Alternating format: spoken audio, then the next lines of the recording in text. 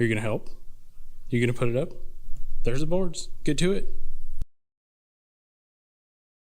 Back out in the shop, I'm going to finish up the walls today. I cut the other 2 pieces of plywood I had into 9-inch strips, which will cover the wiring and stuff above the walls and just screw onto that top cap piece there.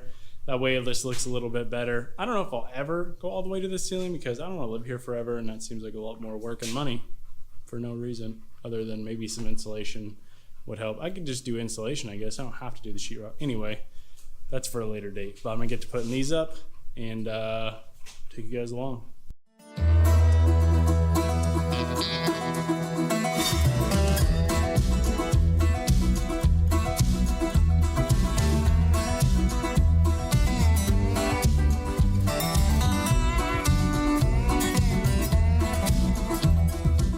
Well, I got the top board on around the whole shop, as you can kind of see probably, except for back in this corner. I got to get one more piece of plywood tomorrow or whenever and finish that up, but I will probably just do that. You guys get the idea of what's going on. Let me flip you around and show you what's done so far though.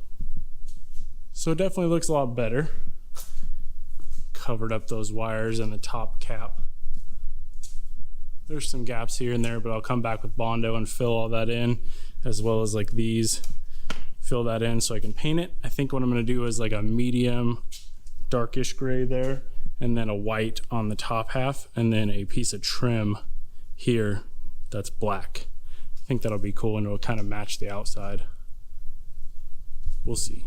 So that's gonna do it for this video. Guys, stay tuned for the next one, which will probably be sealing the floor, because I'm gonna do a sealer on this concrete, not epoxy.